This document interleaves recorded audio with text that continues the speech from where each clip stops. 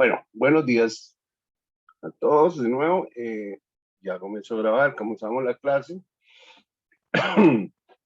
Contándoles que, como siempre, estoy un poco atrasado con las revisiones, pero lo que he visto hasta ahora, todo muy bien. Y creo que fue bueno el ejercicio de revisar los objetivos antes de entregarlos. Y les cuento que ese ejercicio de los objetivos que hicimos la vez pasada es uno de los más importantes del curso, ¿verdad? Porque si ustedes tienen claros sus objetivos, todo lo demás marcha sobre rueda.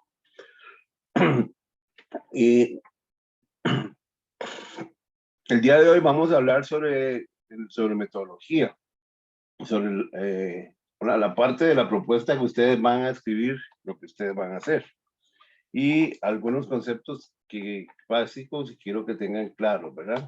Como son las hipótesis, lo que son las variables y cómo esas variables de hipótesis van a guiarlos a ustedes hacia lo que van a hacer por su experimento, ¿verdad?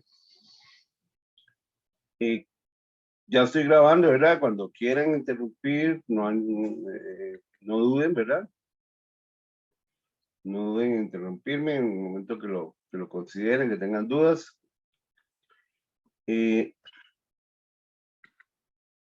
Recordemos, ¿verdad? Bueno, una vez para la próxima clase. Y recordemos también que tenemos dos tipos de investigaciones. Usted puede hacer investigaciones no experimentales, investigaciones experimentales. En las no experimentales no hay manipulación de variables, pero puede ser dependiente del tiempo. Son más que todo descriptivos. Ustedes describen lo que están interesados y pueden describir eso a través del tiempo, ver cómo va cambiando. No hay una manipulación de variables, de hecho, ahí la única variable podría ser el tiempo. Por otro lado, tenemos las investigaciones experimentales, donde los investigadores controlamos los factores. Entonces, se establecen las variables que queremos manipular, que son las variables independientes, y las variables que estamos observando, que estamos midiendo, que son las variables dependientes. Entonces, una modificación de la variable independiente, esperamos un cambio en la variable dependiente. ¿Okay? Aquí en este caso se debe definir diseño experimental. Eso no quiere decir que ustedes tienen una tesis que no tenga diseño experimental, no es válida. Es una tesis no experimental. Se pueden hacer muchas cosas, no necesariamente tienen que ir con la estadística o con diseño experimental, aunque la estadística siempre se usa para tomar decisiones y para hacer conclusiones.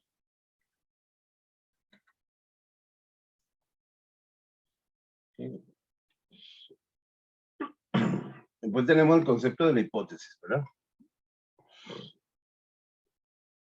Una hipótesis es un enunciado que implica una suposición.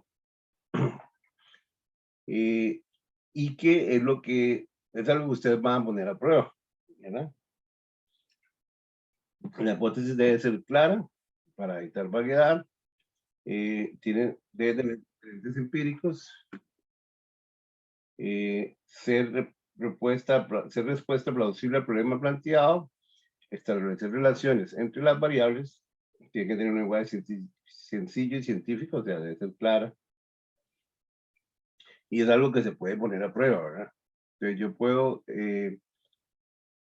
decir, puedo tener un experimento, puedo decir un experimento sobre fertilización y mi hipótesis va a ser que mientras más fertilizante pongo, mayor producción voy a obtener. ¿Okay? Esa hipótesis la puede poner a prueba. No puedo poner a prueba de hipótesis que tengan que ver con cosas como, qué sé yo, como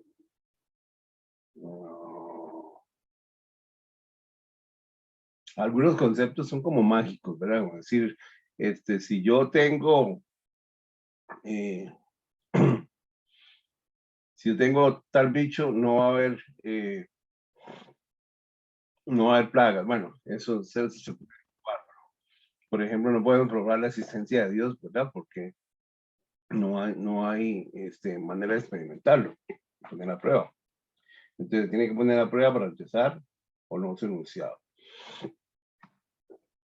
No puedo yo decir que el mundo se va a acabar en 100.000 años, ¿verdad? No puedo hacer, eso no es una hipótesis que yo pueda probar. Primero no voy a vivir 100.000 años y después probablemente no va a ocurrir. ¿Okay? Las hipótesis hacen referencia a los objetivos que se quieren alcanzar o a las preguntas que se quieren responder. Son obligatorios en las investigaciones experimentales. Ustedes ponen un experimento, tienen que tener una hipótesis correspondiente a ese experimento. Usted puede tener una hipótesis general para todo su trabajo, que se asocia a su objetivo general, o puede tener hipótesis para cada objetivo específico, o puede tener varias hipótesis para cada objetivo específico, porque podría ser necesario que tenga que hacer más de un experimento para probar su objetivo específico. ¿Ok? Llamamos hipótesis de trabajo, ¿verdad? La que vamos a poner a prueba. Y tenemos dos tipos de hipótesis, la nula y la alternativa. Ustedes deben conocer esto de estadística, ¿verdad?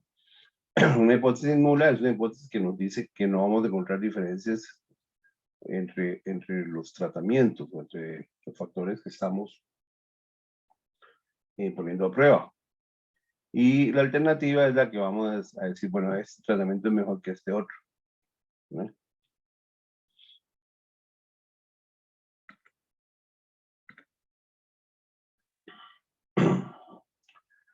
Esto entonces nos lleva ahora al concepto de variables.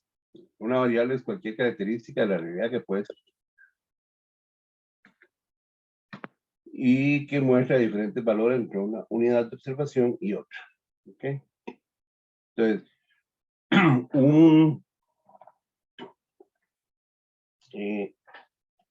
un valor que es fijo, no es una variable, obviamente. Si nosotros decimos que, vamos a ver, yo tengo que preparar mis ejemplos mejor.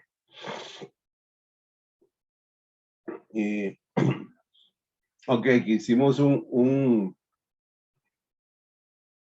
estudio de mortalidad y todos los organismos salieron vivos, no es una variable, todos están iguales, todos están vivos. Si alguno hubiera muerto, entonces ya es una variable. O si todas las medidas de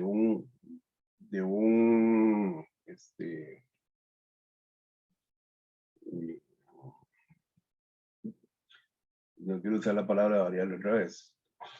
Todas las medidas que estamos tomando nos da el mismo valor, no es una variable. ¿Okay? Es una constante. Hay varios tipos de variables, ¿verdad? Según su naturaleza. Primero están las cualitativas, que son categóricas. Son esas que vemos si las damos un nombre por su calidad. Podemos decir el color,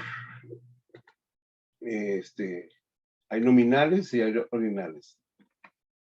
Podemos decir que el color es una variable cualitativa. Entonces, podemos ver que hay maíz amarillo, maíz blanco, maíz pujagua, maíz dulce, etcétera, ¿verdad? Entonces son 4 o 5 tipos de maíz, esos son una variable nominal. Podemos decir el estado civil de un agricultor en un estudio, soltero, casado, viudo, divorciado, son variables cualitativas nominales. Tenemos variables cualitativas, bueno, podemos tener también variables cualitativas ordinales, que podemos poner en un orden particular, ¿verdad? Por ejemplo, si decimos el color del maíz, no las podemos poner en un orden. No, los órdenes sean muy arbitrarios, podemos ponerlo en orden de acuerdo al color, para poner las más oscuras de último, o de primera, y las más claras últimas o de primera. Pero normalmente no es así. Pero hay cosas que son obviamente ordinarias. Por ejemplo, el grupo de edad a la que pertenece una persona, un organismo, que son ordinales. Entonces, podemos poner, o no digamos grupo de edad, digamos estado fenológico del cultivo. Entonces, la plántula va primero, después va en la fase B1, B2, B3, etcétera, como esté descrito el cultivo. Esos son variables cualitativas ordinales, porque podemos ordenarlas. También podemos darle a un, digamos, a un tratamiento que estamos midiendo por medio de una escala, podemos darle estados subjetivos. Entonces, por ejemplo, estamos viendo el daño sobre una planta. Entonces, podemos decir que no tuvo daño, que tuvo poquito daño, que tuvo medio daño, que tuvo mucho daño o que murió. Entonces, eso es una escala cualitativa ordinal también, donde podemos ordenar los diferentes estados de la variable, de la respuesta. Y bueno, y tenemos las variables cuantitativas, que son las que ustedes conocen mejor. Todo lo que ustedes miden con instrumentos, hay continuas y hay discretas. Una de las continuas, esto, las continuas son todas aquellas que uno mide con instrumentos como peso o longitud, ¿verdad? Entonces, la acumulación de biomasa en un cultivo es una variable continua. Se la pesa, ya lleva peso seco y la pesa, y eso es la acumulación de biomasa. El grosor del tallo, la longitud del tallo. Son variables muy bien portadas, digamos, porque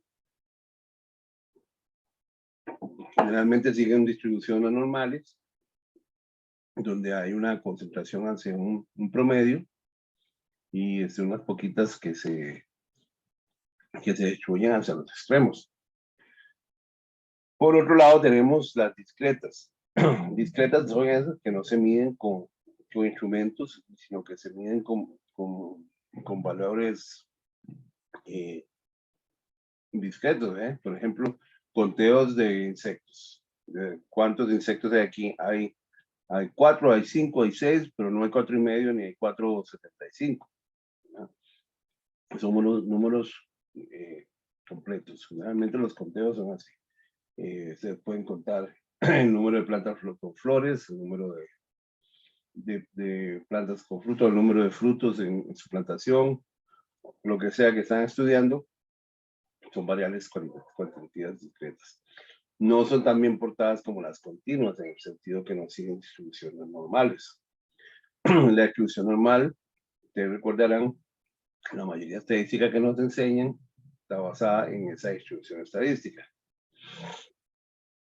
Y entonces se requieren, igual que las cualitativas y las discretas, requieren técnicas especiales de análisis estadístico. Las continuas son las más fáciles, todas normales. Y luego tenemos variables según tipos según función, ¿verdad? Tenemos la variable dependiente, que es la que nosotros estamos midiendo para ver la respuesta de nuestro experimento. Si nosotros estamos haciendo un experimento de fertilidad, aplicamos diferentes dosis de fertilizante, nuestra variable dependiente va a ser la productividad, ¿verdad? El peso seco, o el número de frutos, o el número de producto que se produce. Esa es la variable dependiente. Es la manera como nosotros medimos los resultados de nuestro experimento. Y luego tenemos la variable independiente, ¿verdad? Las variables independientes son esas que ustedes manipulan para ver una respuesta en la variable dependiente. Entonces, digamos, La cantidad de fertilizante que ponen en un campo, ustedes lo van a variar, entonces ponen, ustedes lo van a variar, entonces ponen diferentes dosis, ¿verdad? Cada tratamiento va a ser una dosis diferente y es una variable que ustedes están controlando y están poniendo a variar. Y eso va a dar un resultado en la variable dependiente. Por último, hay variables intervinientes o covariables. Estas son variables que ustedes no van a controlar o no pueden controlar o no quieren controlar porque no les interesa, pero que pueden tener un efecto en sus resultados de la variable dependiente, entonces es necesario medirlas también para ver si hay una relación entre estas dos y esta, ¿verdad?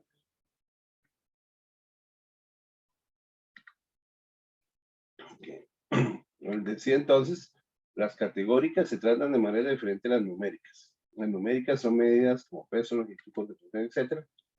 Y las categóricas son características como vivo, muerto, color, sexo, grupo de edad, estado fenológico, etc. Muy importante acá, algunas variables como vivo, muerto, ¿verdad? Como sobrevivencia o sexo, son variables dicotómicas, porque tienen dos posibles valores, ¿verdad? Está vivo o está muerto, es macho o es hembra. Sin entrar en controversias sobre pansexualidad y todo eso. Color va a tener más opciones, entonces no es binomial, eso no es binomial, son binomiales porque tienen dos opciones. Estas no son binomiales porque tienen más opciones, tienen multinomiales, se llama. Grupo de edad, estado fisiológico, todos son multinomiales. ¿Okay? Ustedes una variable continua la pueden caracterizar por sus medidas de tendencia central. Ustedes aprendieron en estadística de una muestra. Ustedes pueden, a una muestra ustedes pueden sacarle el promedio o la media o la mediana y pueden sacarle una medida de variación, una variación estándar o la varianza. Eso les caracteriza a la muestra. Les va a decir que la longitud de la pata de una mosca va en 1/3 milímetro, por ejemplo. El promedio más o menos 0.005 milímetros. Eso caracteriza la muestra. Entonces, ustedes pueden tener una idea de lo que varía esa característica de la población. Por otro lado, bueno, les decía, se analiza con métodos paramétricos. ¿Qué son los métodos paramétricos? ¿Recuerdan? No me dejen hablando solo.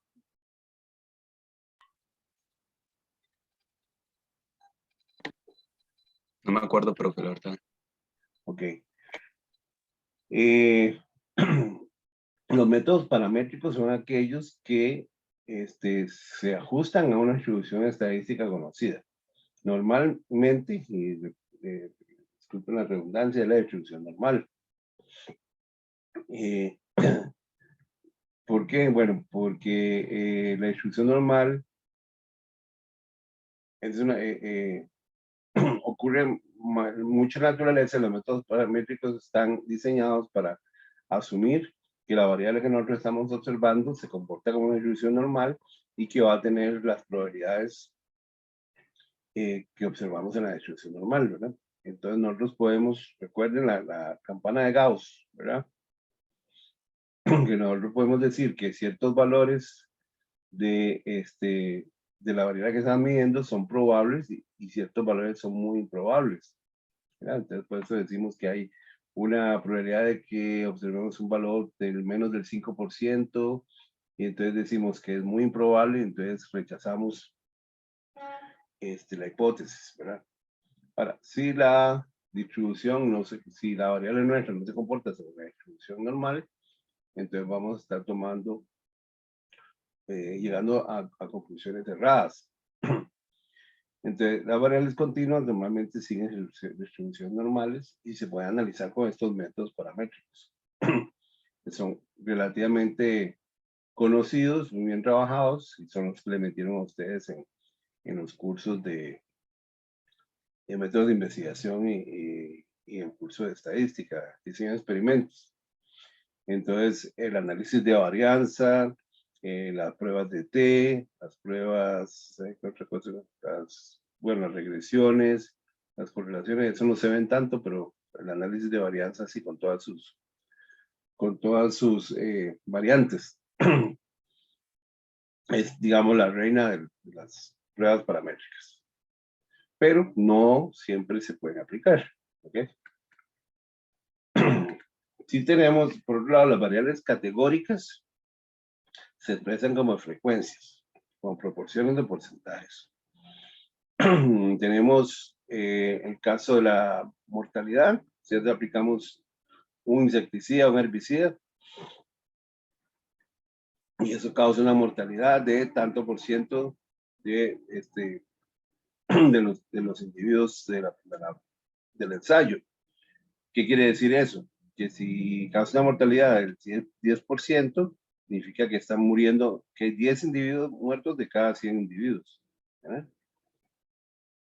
Correcto. O, bueno, es el ejemplo más claro. Ojo a esto, atención. Cuando nosotros decimos del 10%, es una proporción, un porcentaje, es equivalente al promedio con el que escribimos la muestra de distribución normal. Pero esas variables no se pueden analizar con métodos paramétricos porque no se ajustan a la distribución normal que es sobre la que se basan los parámetros. Entonces no podemos hacer un análisis de varianza a una variable de frecuencias. Algunas personas las fuerzan, ¿verdad? Y hemos tratado de luchar contra eso, en el sentido que ustedes tienen un porcentaje y dicen, bueno, el 10% murió, entonces es 0.1 de la población murió, y la gente tiende a pensar en ese 0.1 como que fuera una variable, y cree que puede tomar un montón de esas variables, o un montón de observaciones de porcentajes, y tratarlos como que fuera una variable continua, que no lo es, y aplicar una prueba paramétrica, un análisis de varianza. Eso no es posible.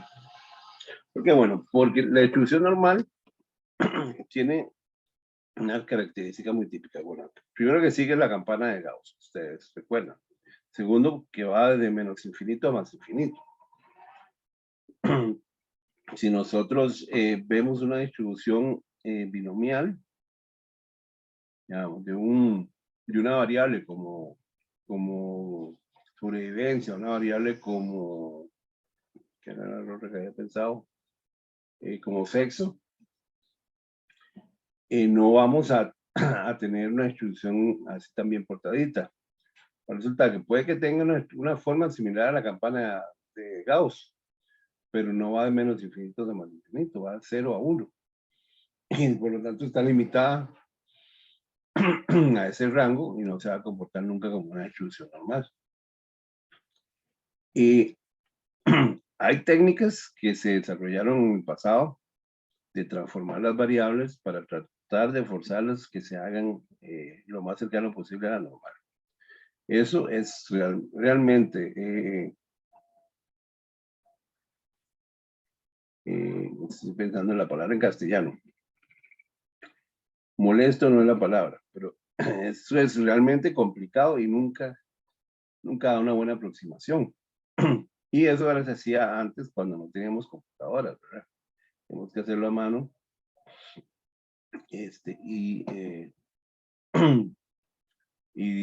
Lo hacíamos para facilitar el análisis y poderlo hacer con pruebas paramétricas, con análisis de varianza, con pruebas de T. Al día de hoy tenemos otras técnicas como modelos lineales generalizados, que lo podemos hacer porque tenemos las computadoras que permiten hacer cálculos más complejos. Entonces, no traten de forzar una variable, no traten de forzar una variable categórica para analizarla como una paramétrica, porque hay técnicas que nos permiten analizar eso. ¿Sí? Y hay características que ustedes quieren medir, y es más común en las ciencias sociales, pero nosotros, las ciencias básicas también, que no son concretas en el sentido que no son largo, ancho o alto, pueden ser actitudes, sentimientos, sensaciones, etc. Ustedes pueden decir que una variable de este tipo podría ser crecimiento, desarrollo. Es una variable que se puede medir por partes. Yo, por ejemplo, puedo medir el crecimiento de una planta por el diámetro de su tallo, la longitud del tallo, el número de hojas que presenta, ¿verdad? Entonces ahí tenemos tres variables que nos expresan una variable más, que sería el crecimiento. Entonces, yo puedo crear un indicador de crecimiento que está conformado por esas tres variables. A lo mejor las tres variables no son muy relacionadas, entonces no podemos decir, más explico eso. Si yo tengo variables correlacionadas, significa que se varían conjuntamente. Y entonces, midiendo dos variables que varían juntas, varían muy similares, como repetir el trabajo. Yo no necesito las tres, pero si las tres no son tan correlacionadas, las puedo medir todas juntas y crear un índice que nos da una mejor idea de lo que queremos expresar. En este caso sería, digamos, crecimiento.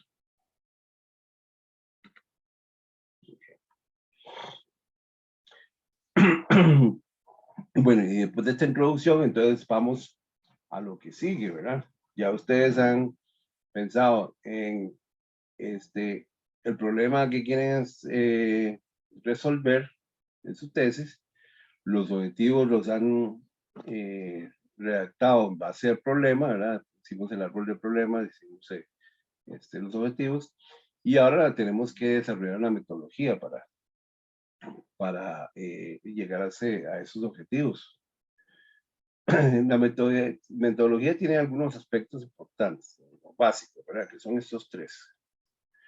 Primero, ustedes deben describir claramente su sitio experimental, deben describir claramente su material experimental y deben describir claramente lo que van a hacer en esa investigación.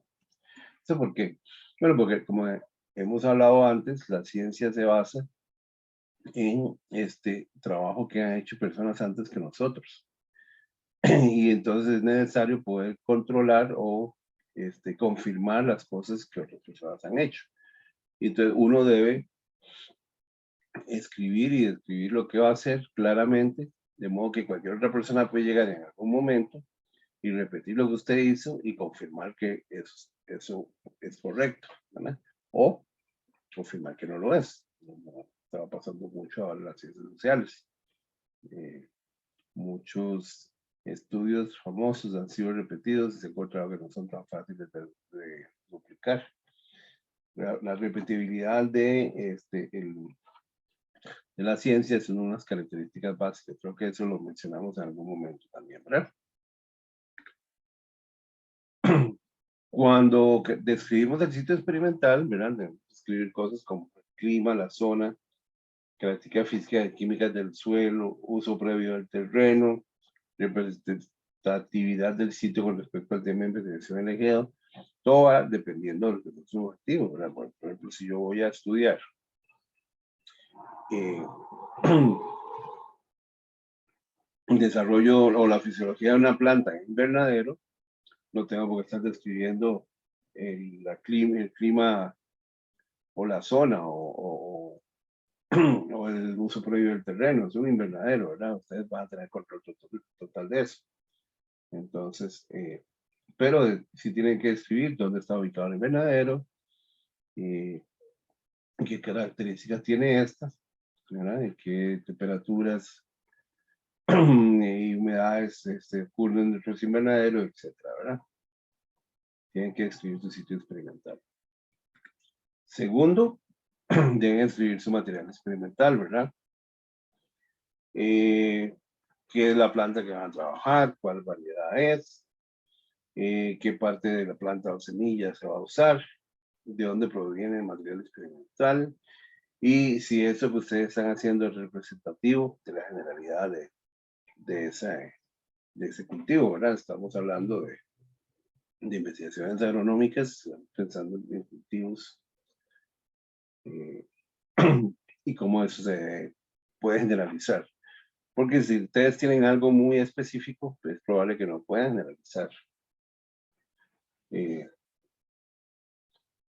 Por ejemplo, si ustedes están estudiando una variedad muy particular de una planta, esta variedad no es la que se siembra en la mayor parte del país, ustedes van a sacar sus conclusiones sobre esta variedad, pero probablemente no van a poder generalizar ese resultado a lo que se siembra en el país, porque es otra variedad la que se siembra, ¿no? Voy a hacer un ejemplo. Ok. Y por último, ¿verdad? En la parte más importante, diseño de la investigación. Es el plan o la estrategia por la que ustedes van a obtener la información. Ustedes van a tener una estructura general sobre los procedimientos de la recolección de datos y el análisis de los datos. Van a definir cómo se va a probar la hipótesis y todo eso debe seguir el método científico, ¿verdad? Observación de controlar variables y todo eso, ¿verdad? Entonces, definir cómo vamos a probar la hipótesis es diseñar el experimento. Ahora, tenemos tipos de investigación, creo que esto lo mencionamos en algún momento leyendo a Niño Rojas. Tenemos investigaciones no experimentales, donde podemos hacer observaciones puntuales de un momento o podemos hacer observaciones a través del tiempo, son transeccionales o transversales, y eso podemos tener investigaciones exploratorias, investigaciones descriptivas o investigaciones correlacionales o causales. Tratamos de relacionar dos cosas, aunque esto es mejor hacerlo en una forma experimental. El exploratorio descriptivo, sí, cuando sabemos muy poco de algo, de un tema en particular, hacemos estudios exploratorios. Cuando estamos identificando una plaga por primera vez, es un estudio exploratorio. Cuando estamos haciendo taxonomía, hacemos estudios descriptivos. No necesariamente son experimentales, pero tampoco necesariamente van a ser carentes de números o de estadística, ¿verdad? Si yo hago un estudio descriptivo para caracterizar una especie nueva, planta o animal, tengo que tomar un grupo de plantas y medirlas, y ver cuáles son las características comunes entre ellas, ¿verdad? Y ahí hay números, hay un número de plantas y hay mediciones que se hacen. ¿Okay? Luego tenemos no experimental. Perdón. Siguiendo el no experimental. Ejemplos son los lineales evolutivos que analizan datos a través del tiempo. Diseño de tendencia, diseño de análisis evolutivo de grupos, diseño de paneles. Estos son muy usados en ciencias sociales. Un panel es una encuesta que se hace repetidamente a un grupo de personas, ¿verdad? Para ver cómo ha cambiado en el tiempo sus opiniones o sus situaciones.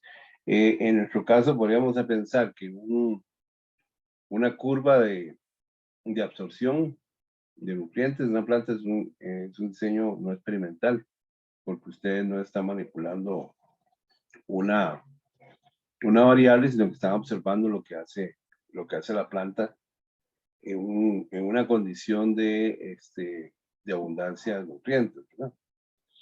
Y es a través del tiempo. Entonces, aunque es un experimento, o aunque parezca un experimento, realmente no es experimental porque no estamos manipulando. Ahora, si nosotros hacemos en el estudio diferentes grupos y a uno le damos abundantes nutrientes, a otro le damos nutrientes óptimos, a otro le damos deficiencia de nutrientes, ahí tenemos un experimento, ¿verdad? Porque estamos manipulando una condición.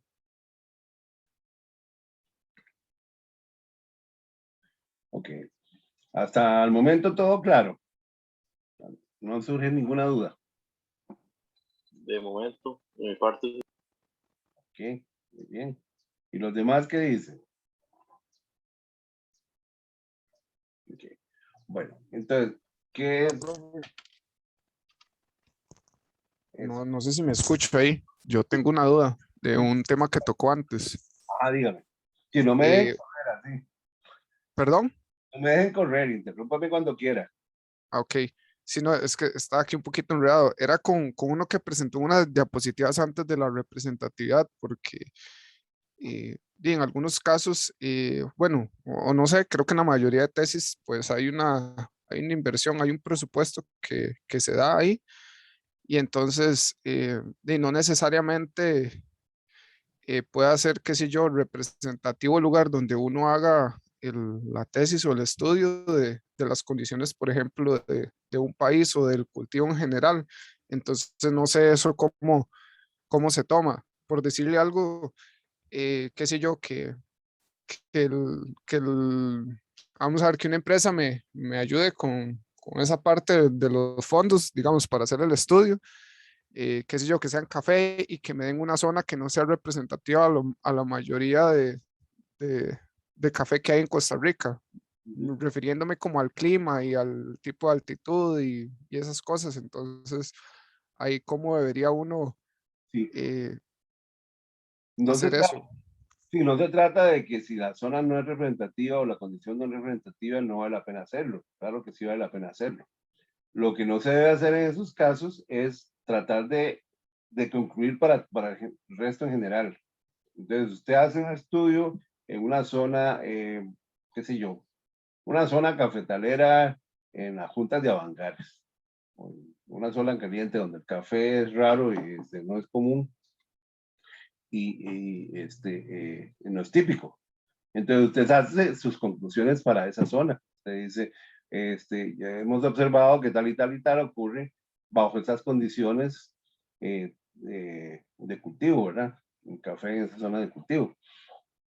Eso deja claro, ¿verdad? Que usted no está diciendo que eso es lo que se va a ver en todos lados, sino eso es lo que se va a ver en la zona que usted trabajó, ¿verdad?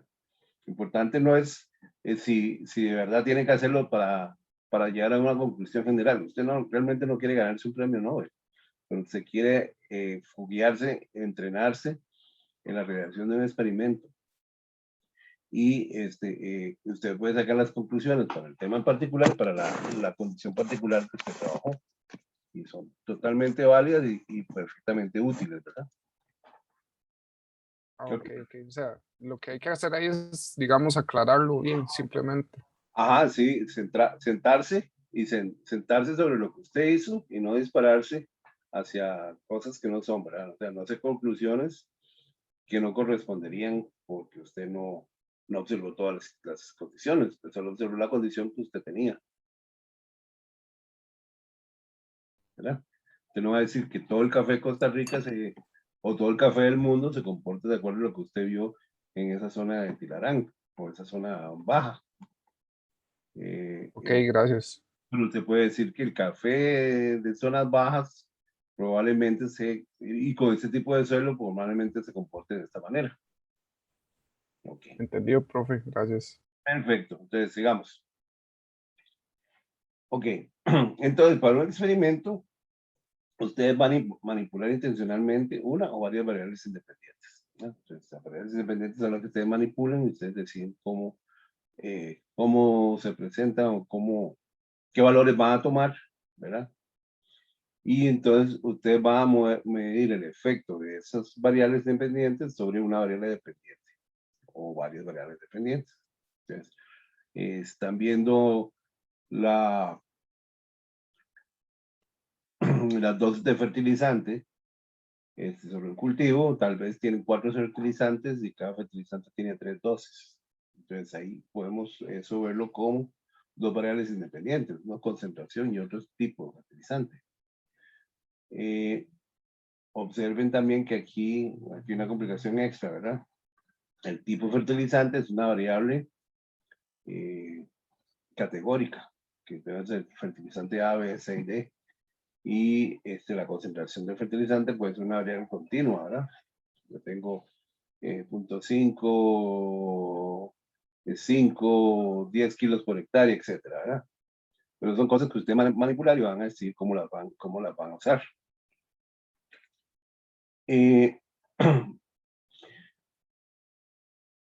Usted va a medir el efecto que eso tiene sobre el cultivo con una variable, las variables que ustedes van a escoger como representativas o como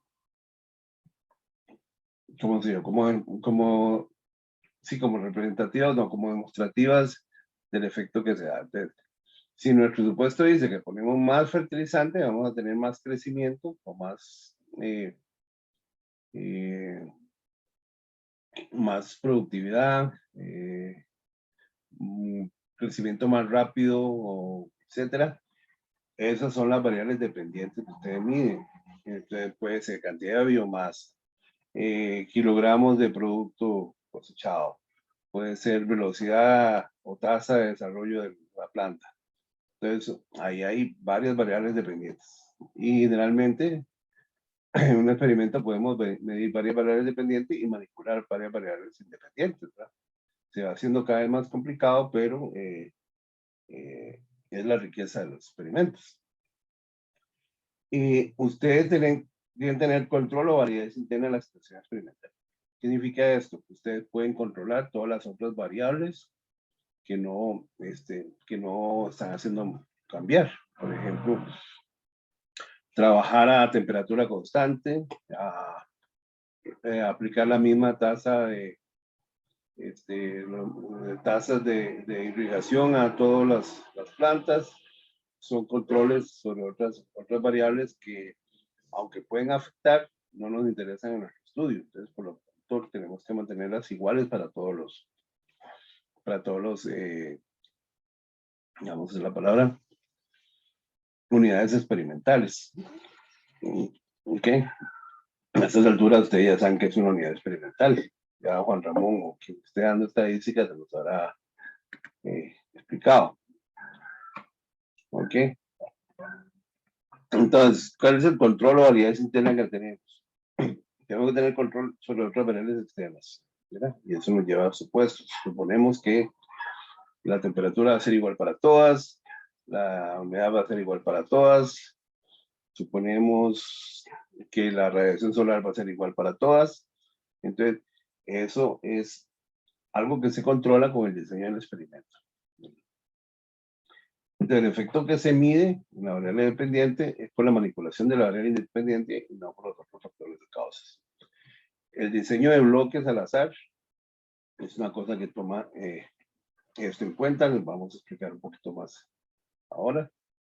Que aunque tengamos una variación de los bloques, el efecto que vamos a observar va a ser por la manipulación de la variable independiente y no por el efecto de los bloques. Claro. Posibles variables externas que pueden afectar, bueno, digamos, la historia del sitio donde está haciendo el estudio, inestabilidad, instrumentación, sus instrumentos no están bien calibrados, pueden introducir variabilidad, la selección del material que se está usando. Si no se usa el mismo material, se usan mezclas de materiales, se van a ver observaciones muy dispares, y lo que da variación y nos da confusión en los resultados.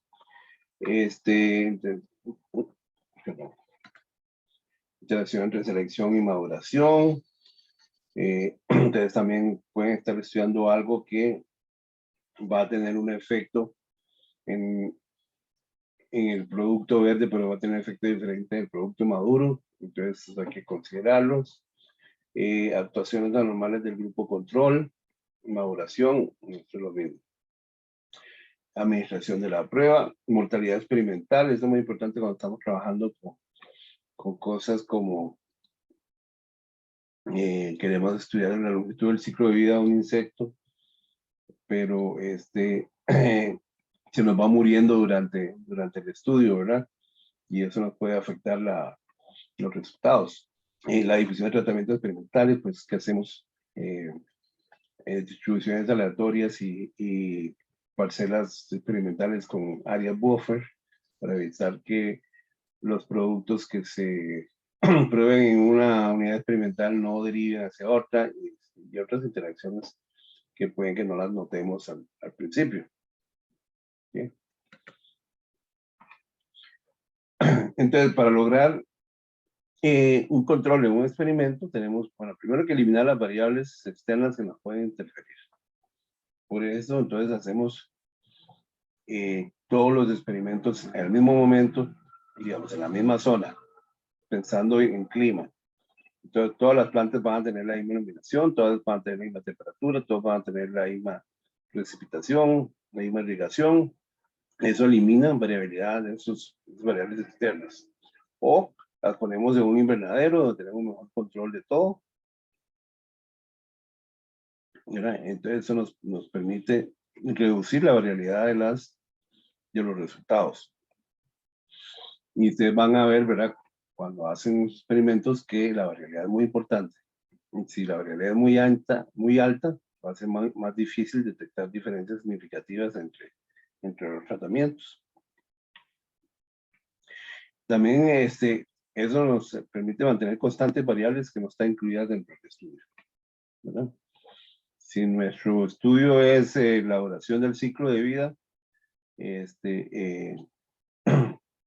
a diferentes temperaturas, pero no estamos viendo la humedad, entonces mantenemos todas las humedades iguales y ponemos los organismos a diferentes temperaturas para ver qué tan rápido se desarrolla.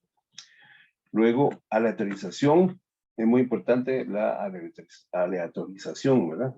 Sobre todo si no tenemos certeza de que todo el material experimental es idéntico. Si no tenemos certeza que sea un clon, entonces debemos aleatorizarlo. De modo que aquel que le toque un tratamiento, no es que lo vamos a escoger o es que el tratamiento que va a causar mayor respuesta le va a tocar a los individuos que van a tener mayor respuesta y entonces, o que tienen crecimiento más vigoroso y entonces eso nos va a confundir los resultados, ¿verdad? No vamos a saber si si el resultado del crecimiento vigoroso es porque la planta crecía así o porque el tratamiento era el mejor.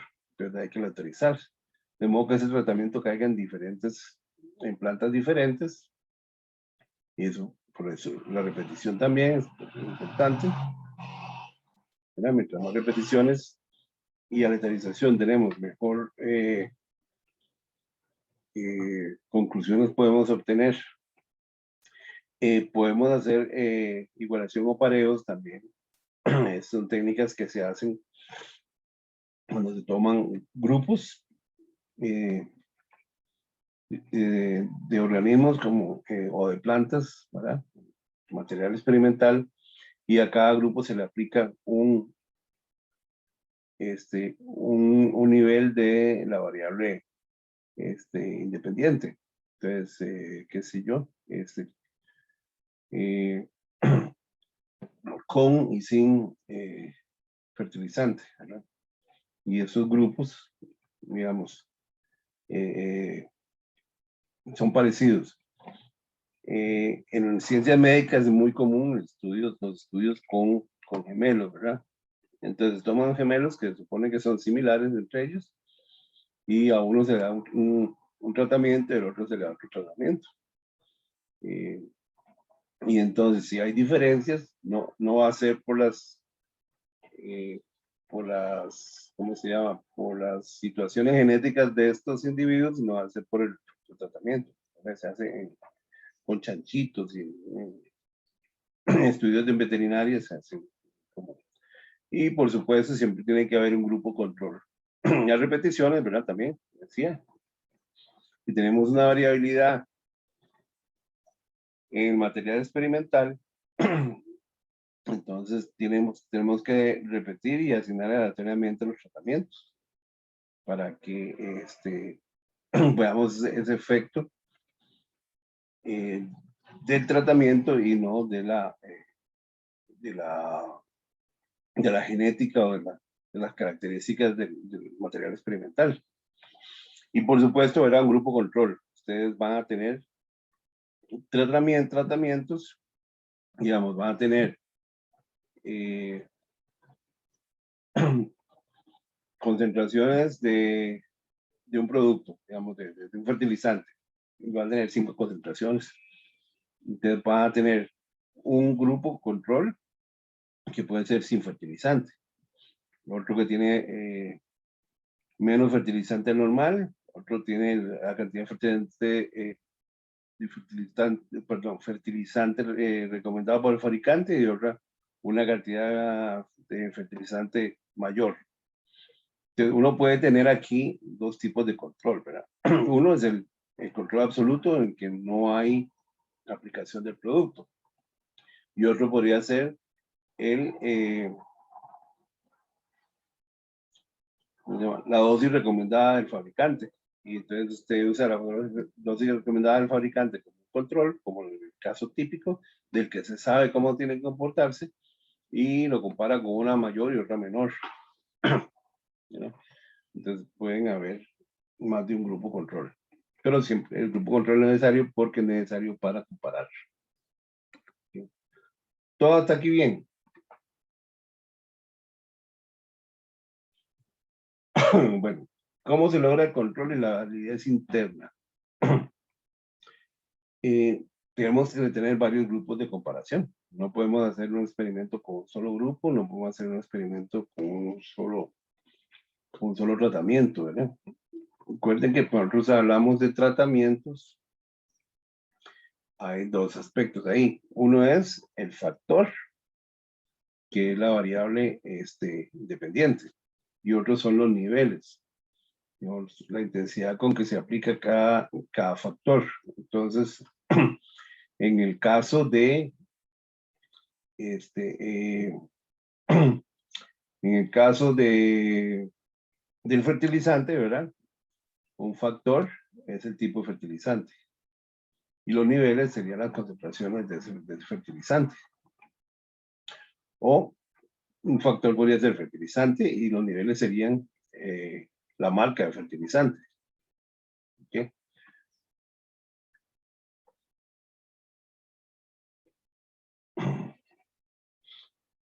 Después tienen que haber equivalencia de los grupos en todo, excepto en la manipulación de las variables dependientes, ¿verdad?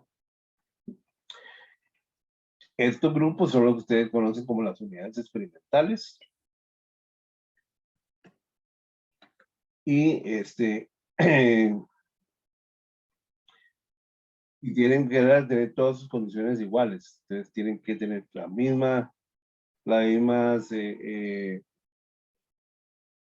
digamos, si el estudio es de riego, digamos, va a tener la misma fertilización, la misma sol, la misma temperatura, la misma humedad, nada más va a variar la cantidad de agua que va a recibir. Entonces, un grupo va a recibir una cantidad de agua, otro grupo va a recibir el doble, otro la mitad, etcétera, ¿verdad? Entonces, van a ser equivalentes en todos los grupos, excepto en la manipulación de las variables dependientes. Luego hay una equivalencia inicial, que es la asignación al azar. Ustedes no pueden, ustedes deben, se requiere claramente que los grupos se asignen al azar. Si tienen 50 plantas, tienen que, y 4 o 5 tratamientos, ustedes tienen que escoger cada planta que se le aplica el tratamiento de modo al azar. Entonces, la planta 1 tira los dados, la planta 5 y la planta 8 y la planta tal corresponde al tratamiento 1. Y así sucesivamente. Porque por eso nos garantiza que no hay confusión de una variación. Si usted no la escoge al azar y usted dice, bueno, este primer grupo que está acá, le va a tocar el tratamiento 1. Y este segundo grupo le toca el tratamiento 2, el tercer grupo le toca el tratamiento 3. Pero resulta que por alguna razón el grupo 1 es más vigoroso que el grupo 2 o el grupo 3. Entonces va a aparentar que el tratamiento 1 es más favorable.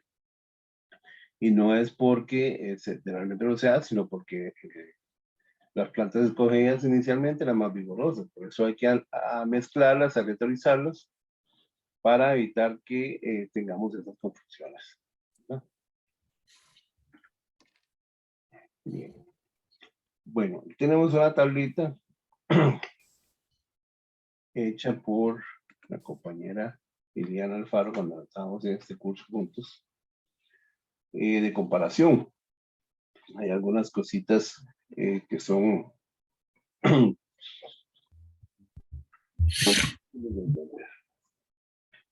A ver, tenemos aquí algunas características, tenemos algunas condiciones.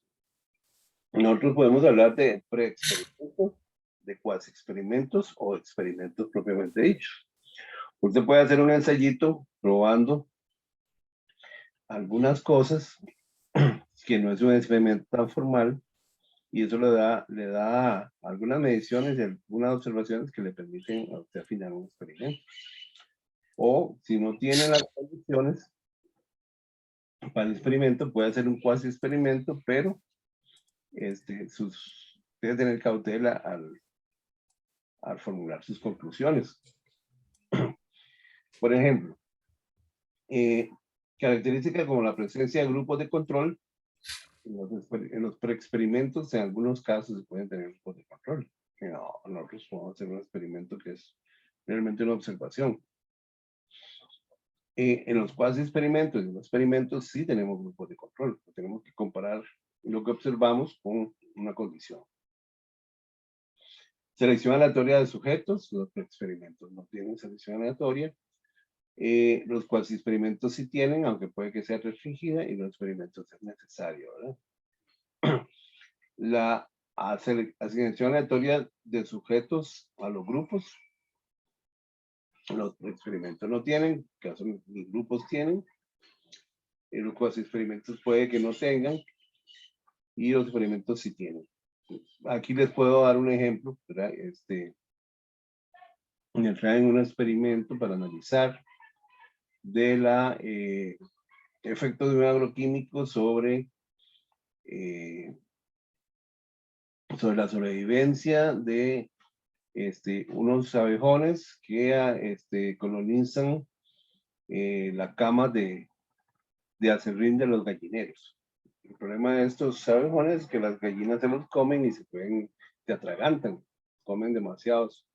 Incluso los abejones pueden hacer daño a los pollitos. Pero necesitamos sujetos para esto, y el sujeto no es realmente el abejón, el sujeto es el gallinero. Y para eso necesitamos un montón de gallineros. Entonces lo que me trajeron fue un gallinero al que se le aplicó un producto y otro gallinero al que se le aplicó otro producto. Y otro gallinero al que no se le aplicó producto, algo así, pues, no recuerdo en este momento. Pero entonces no hay repeticiones. No hay probablemente un control, o si ya se usó el de no aplicar, se considera como un control. Entonces la selección aleatoria de los sujetos y de los tratamientos no se aplica. ¿Okay? Entonces el grado de control es bajo y no hay mucha repetición. Entonces eso es un preexperimento o un cuasi experimento. Ya tenemos asignación aleatoria de los grupos, no, si es posible en estos experimentos, y sí. ¿Okay?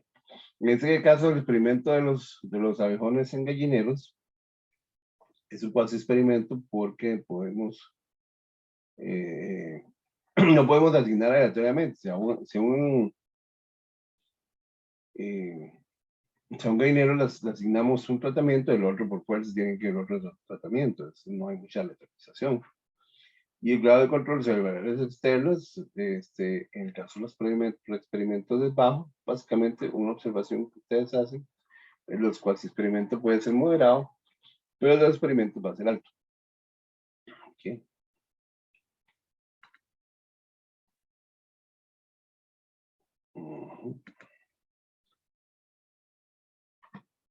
Ok. Con respecto a la manipulación de las variables independientes, digamos, esa dosis de fertilizante que ustedes quieren probar, o de plaguicidas, o de mutagénicos, o lo que sea que ustedes están usando. Hay varias maneras o dos maneras básicas de hacerlo. Una es la presencia y ausencia del producto o la condición, y la variación en en grados, en cantidad de grados de la variable independiente.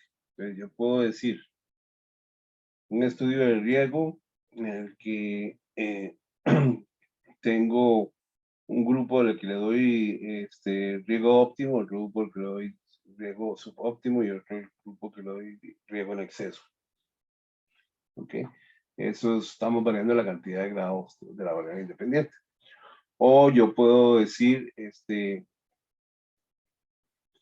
en un experimento en el que a un grupo le doy fertilización óptima y a otro grupo no le doy fertilización de todo. Eso es presencia y ausencia. ¿Okay? ¿Cómo definimos esa manipulación? ¿No? ¿Cuántos tipos de... ¿Cuántos grados de riego le vamos a dar a un experimento? Bueno, tenemos que hacer pruebas preliminares, verificaciones o ver qué ha hecho la gente antes. Muy común ver eso, que le hacen la recomendación por debajo y por encima. Ahí hay tres niveles. Pero yo puedo aumentar eso. ¿Verdad? Yo puedo decir de la óptima, el doble y 4 veces la dosis óptima, o puedo decir la mitad de la dosis, la cuarta parte de la dosis, y ahí tengo 5 y 0 y ausencia del tratamiento. Entonces puedo decir que tengo 6 niveles, ¿verdad? Entonces eso hay que consultarlo, ¿verdad? También si estamos haciendo un experimento en post cosecha, ¿verdad? Y queremos ver cuánto nos dura un producto de refrigeración, entonces a qué temperaturas vamos a usar, cuál es el rango de temperaturas. Sabemos que por debajo de tanto grado, digamos, por ejemplo, por debajo de 0 grados o de 2 grados, la fruta se daña. Entonces nuestra temperatura mínima va a ser 2 grados, pero sabemos que por encima de temperatura ambiente te lo va a pudrir. Entonces nosotros escogemos varias temperaturas dentro de ese rango que conocemos y pensamos cómo la cantidad que podemos manejar, ¿verdad? También es muy importante que hay una restricción económica en cuánto podemos manejar y logística. ¿Ok? Claro, está acá. Está hablando muy enredado.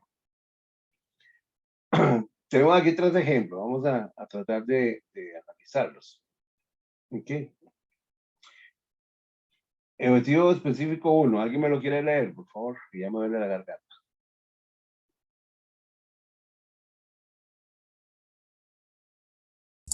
Profe, es ese que está en la diapositiva, yo lo leo. Dice, determinar la distribución de materia seca del cultivo de fresa. ¿Ese seguro qué es? Me acuerdo. ¿Sí? Variedad festiva o cultivar Ok. festiva.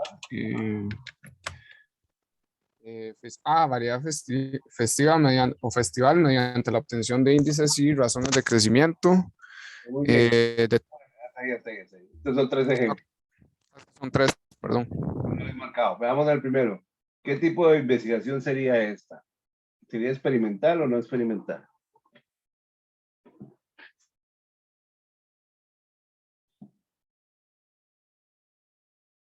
¿Mm? Experimental, creo yo, porque si dice razones de crecimiento, me imagino que es medición de medidas biométricas. Sí, pero usted qué variable está manipulando.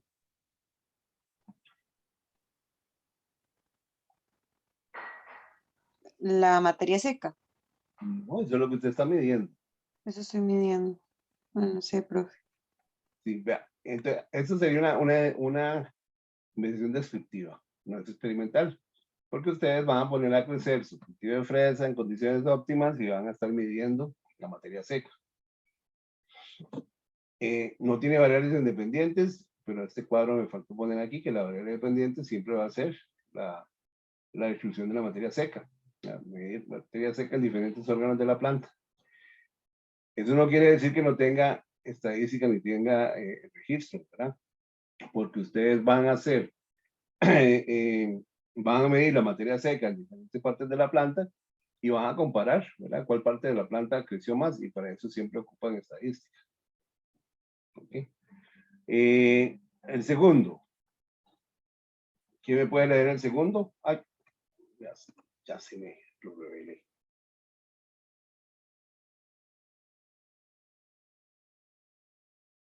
No hay voluntarios.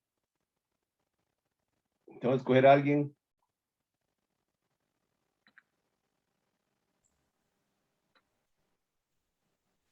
Profe, no importa, yo lo vuelvo a leer.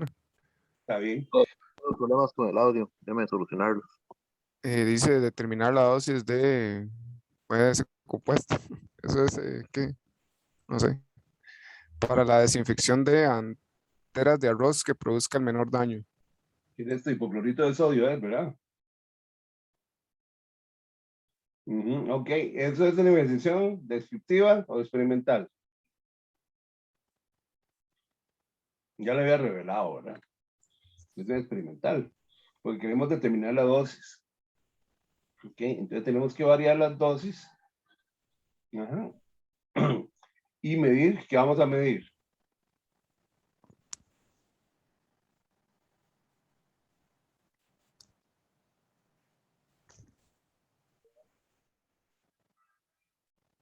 ¿Qué se les El ocurre? daño. Correcto, vamos a medir el daño. ¿De qué manera medimos el daño? Bueno, entonces tenemos que definirlo. Entonces, nuestra variable independiente es la concentración de hipoclorito de sodio, ¿verdad? Que es la que vamos a estar variando. Y la variable dependiente, presencia o ausencia de oxidación, porcentaje de muerte, que es el daño que ocurre en las anteras de arroz. ¿Ok? Entonces, vean acá, tenemos una variable independiente que es continua, pero probablemente la vamos a convertir en una discreta, porque nosotros vamos a escoger concentraciones, no podemos hacer todas las concentraciones. Vamos a escoger un número de concentraciones, 5, 6, 4, no sé, dependiendo de la mano de obra y el tiempo que tengamos para hacer el experimento. Y tenemos una variable dependiente que es, ¿qué tipo?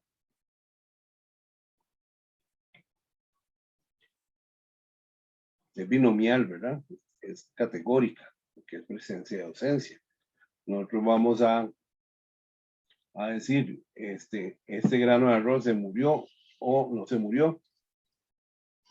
Okay, y al final vamos a expresarlo como un porcentaje de oxidación o porcentaje de muerte. Okay. El tercer caso, alguien me lo lea, por favor, sin miedo. Sin vergüenza, aquí nos conocemos todos.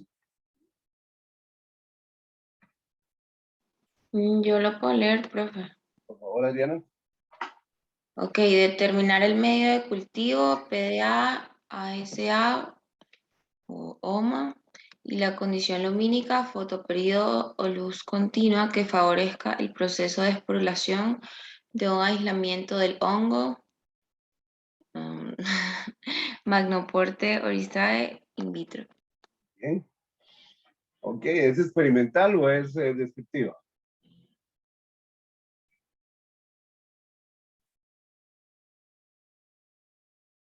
La parte más fácil de decir.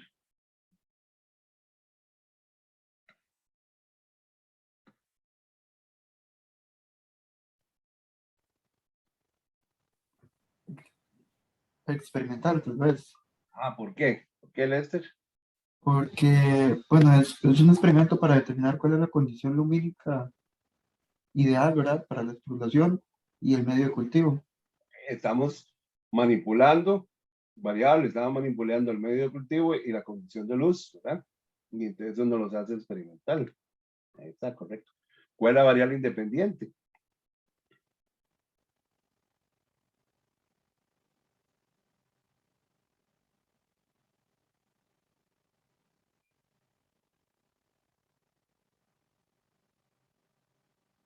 Profe, ¿no es la esporulación? No, la independiente, ¿verdad? Recuerden, independiente es lo que usted Perdón. manipula y la dependiente es la que usted mide. ¿Cuál sería la variable independiente? La condición lumínica Esa es una, ¿verdad? y el medio de cultivo, supongo. Correcto, entonces tenemos dos variables independientes, ¿verdad? Y entonces la dependiente sería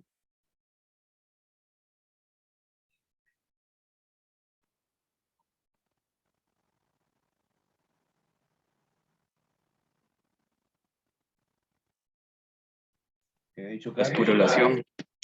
La esporulación. ¿Cómo medimos la esporulación? Pues el éxito de esporulación, la velocidad de esporulación, qué sé yo, la abundancia de esporulación, etcétera, ¿verdad? Eso puede ser una medida dicotómica, ¿verdad? Esporuló o no esporuló, o puede ser una medida continua, puedo decir cuánto esporuló, eso lo miden, ¿cómo lo miden? Es que han llevado patología por el área del plato, ¿verdad? Que parece esporulado el hongo, un plato de Petri. Entonces puede ser una combinación también de varias variables, ¿verdad? Para llegar a un índice o un indicador del éxito de esporulación. Okay. Me falló el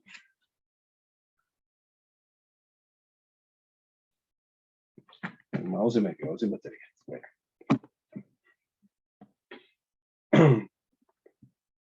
Entonces tenemos tipos de diseño de experimentos según el factor de control.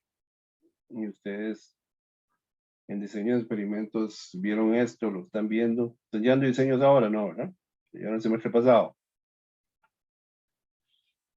El pasado, sí. So, Entonces, el diseño más sencillo, ¿verdad? Es el aleatorio al azar. Digamos que es más sencillo, en que tiene menos complicaciones para análisis, pero es elaborado para montarlo, ¿verdad? Ustedes van a tener que la variación total que van a obtener de su experimento se va a dividir en dos, ¿verdad? Una es debido a los tratamientos, ¿verdad? Al modelo, se llama, y el otro es debido al error experimental. El error experimental es la variación que ustedes van a observar dentro o entre las unidades experimentales. Ok.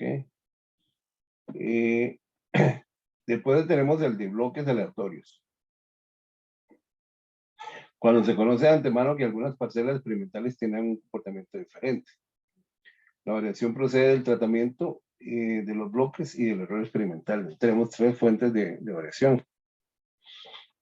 Nosotros podemos controlar la de los bloques porque sabemos que esa está ahí. El error experimental no lo podemos controlar porque depende de la variabilidad de las plantas dentro de las unidades experimentales entre ellas. Y la del tratamiento es la que nos interesa ver. ¿Ok? Entonces, por ejemplo, y ustedes recuerdan esto, ¿verdad? Los bloques aleatorios del semestre pasado. Es muy común, ¿verdad? En agronomía, ustedes tienen un campo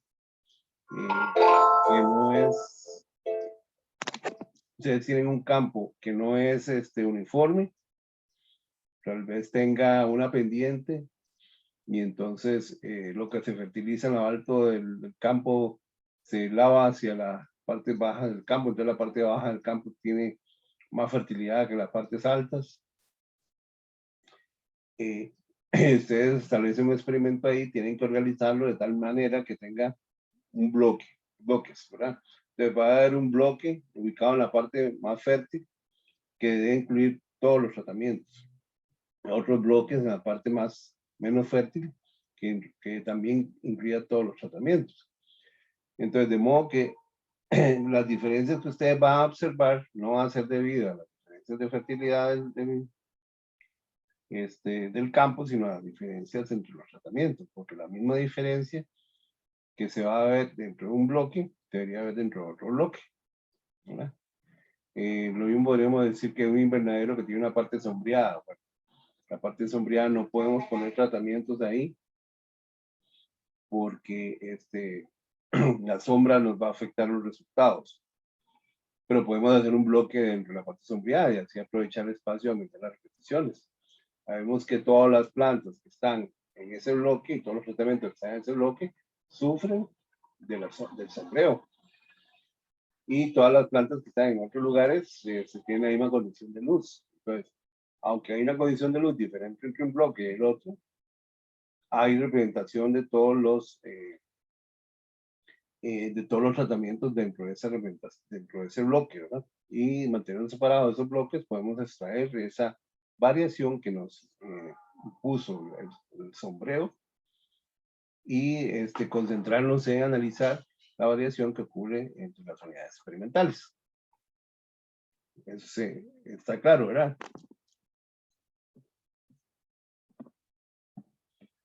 Sí. Y después hay otras más complicadas que ni yo me las manejo, porque también las vieron allá. Cuando tenemos propiedades que cambian en dos direcciones en un campo o en experimental, hay que hacer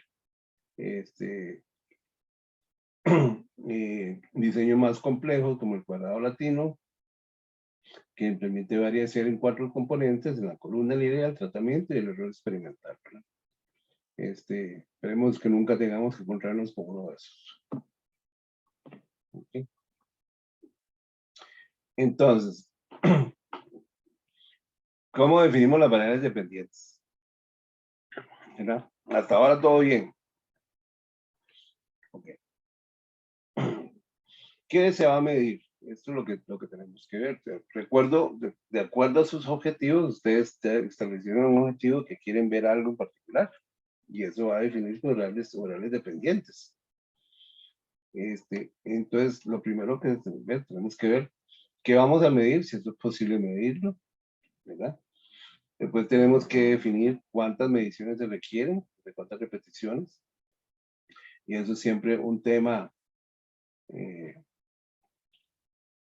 al que uno va de primero a pensar cuántas repeticiones tengo que hacer. Porque si se hacen poquitas repeticiones, no va a haber un buen reflejo de la variabilidad real. Si hacen muchas repeticiones, el experimento sale más caro, ¿verdad? Entonces, ustedes tienen que buscar el punto medio. Hay, al igual que el muestreo, hay fórmulas para calcular esto, ¿verdad? Dependiendo del conocimiento previo de la variabilidad de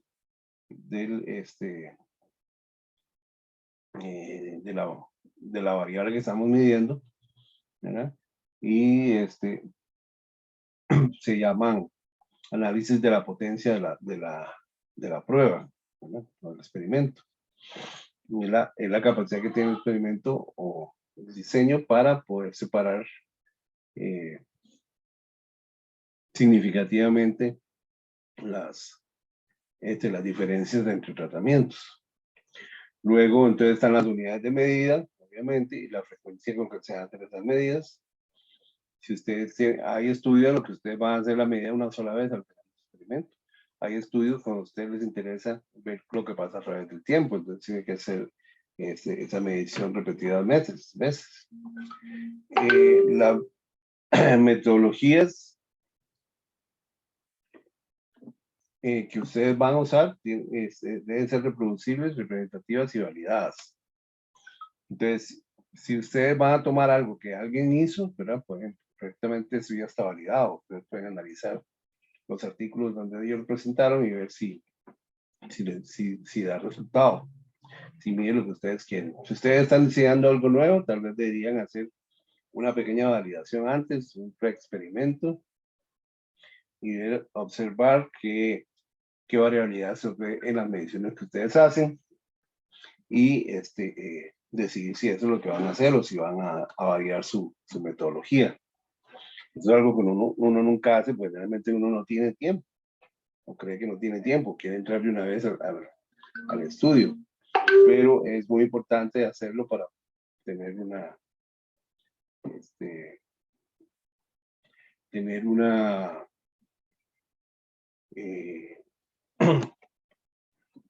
¿cómo se llama? Tener una certeza de cómo funciona. ¿Okay? Un segundito.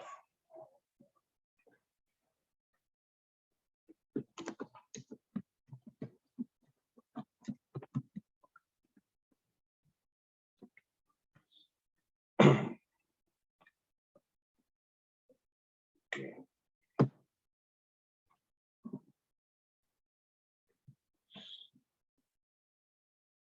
Bien, entonces, ¿cuáles son los pasos de un experimento?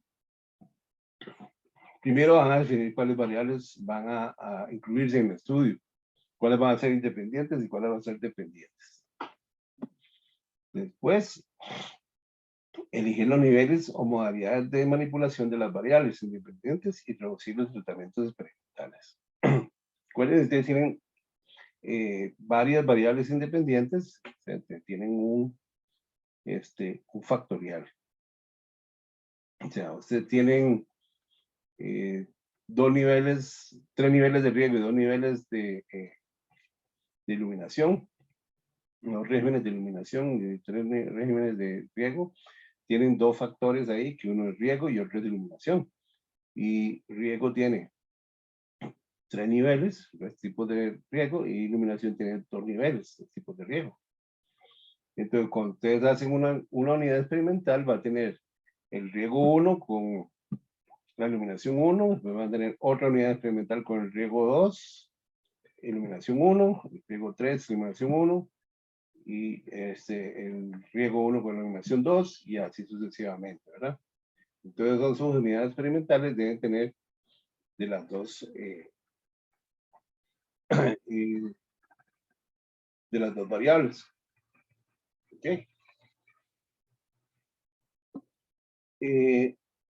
Bueno, después, ¿cómo van a medir las variables dependientes? Entonces, si es biomasa lo que van a medir, entonces van a hacer cosechas a través del tiempo, van a hacer cosechas al final, van a llevar a peso seco, van a medir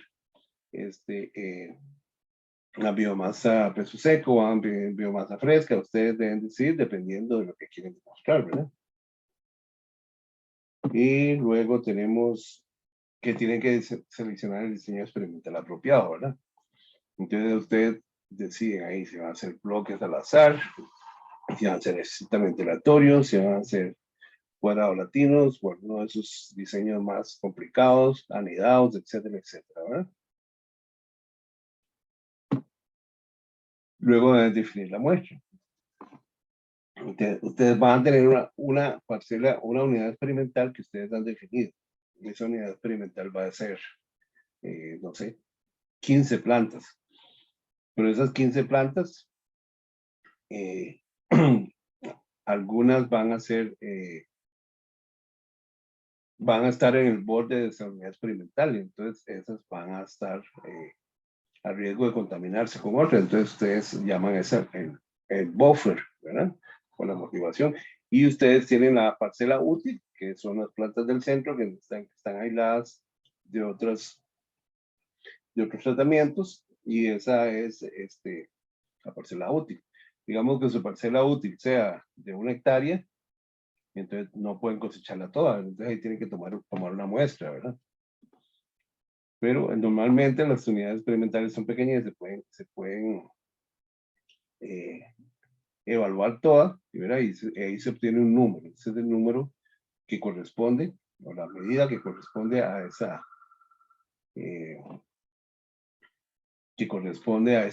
unidad experimental con esos tratamientos. ¿Okay?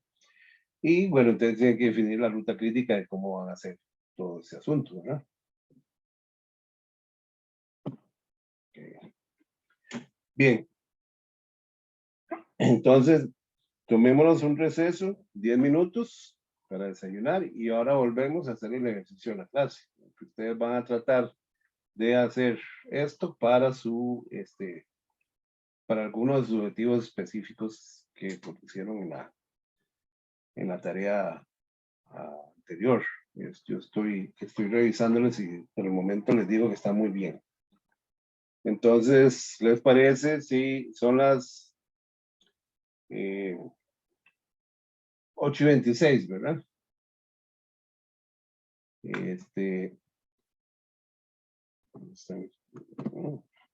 Perdón, 8:35.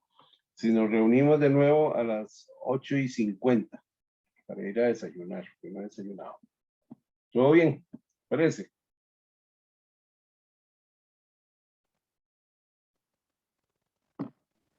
Sí, profe.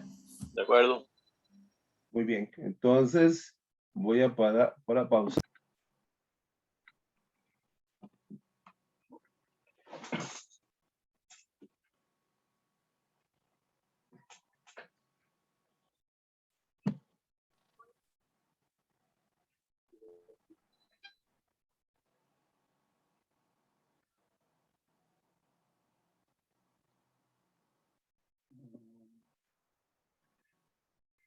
Ok, estamos ya de vuelta todos, ¿verdad? Tuvimos un par de bajas. Génesis tiene problemas de internet y no sé quién es la otra persona que me falta, pero tampoco volvió ni se reportó. Bueno. Ok, entonces lo que queremos ahora hacer es revisar lo que hicieron ustedes. Vamos a ver.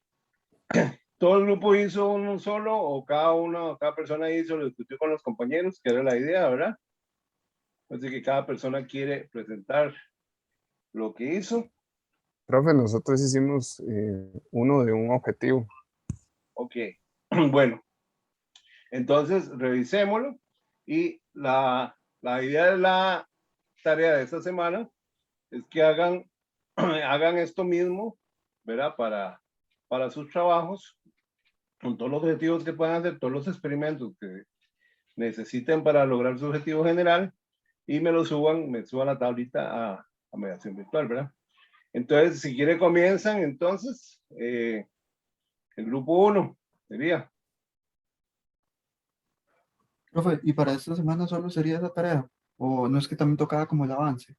No, hay una lectura. Esa tarea, porque al final vamos a hacer el avance juntando todos estos. Yo no sé si vos estás viendo el cronograma y nos tocaba eso. Creo que no, que todavía el avance no viene. Pero ya vamos construyendo con los objetivos que inventamos la semana pasada, o hace 15. Ustedes hicieron revisión de literatura o empezaron a hacer la revisión de literatura y van cogiendo ideas sobre lo que va. Ahora hacemos esto, donde ustedes están diseñando experimentos y creo que, no sé si bueno, no tengo abierto aquí el cronograma, ¿verdad? Pero lo que sigue es el primer avance y ya es juntarte todo esto en un avance que incluye el marco teórico, ¿verdad? Y la segunda entrega es juntar el marco teórico con la metodología y ya tendríamos toda la propuesta, ¿verdad? Ok, ok. Ok, entonces, ¿quién arranca? De que quieren empezar nosotros. Adelante.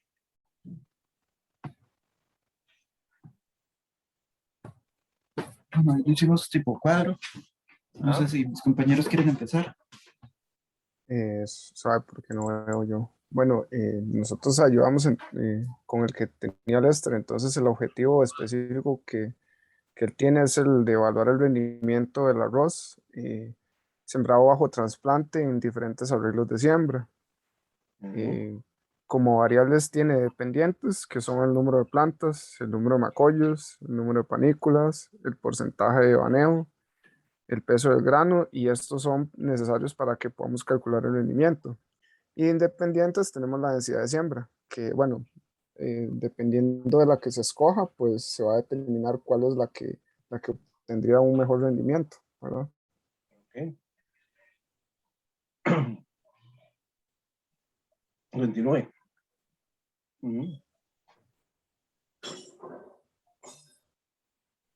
Y bueno, tenemos la hipótesis a rasgos generales, sería como que a mayor densidad de siembra se obtendrán mayores rendimientos, pero eso es como una hipótesis porque hay muchos factores que podrían variar.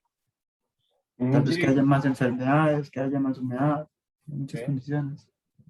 ¿Y cómo vamos a manipular la variable independiente, que sería en este caso la densidad de siembra o el arreglo de siembra? Sería modificando el distanciamiento entre los puntos de siembra. Se puede usar, qué sé yo. Ajá.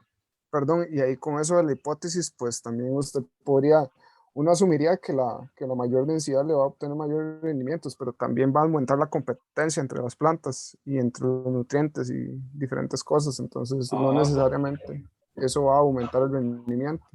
Ujú. Sí, Y sí, digamos, va a encontrar que va a haber una curva, ¿verdad? Que va a tener un máximo a la densidad óptima y que va a disminuir cuando la densidad es muy alta o cuando la densidad es muy baja. Entonces, pero y la no sé si, hipótesis va a ser que va a haber un arreglo de siembra que va a ser mejor que los otros. ¿Okay?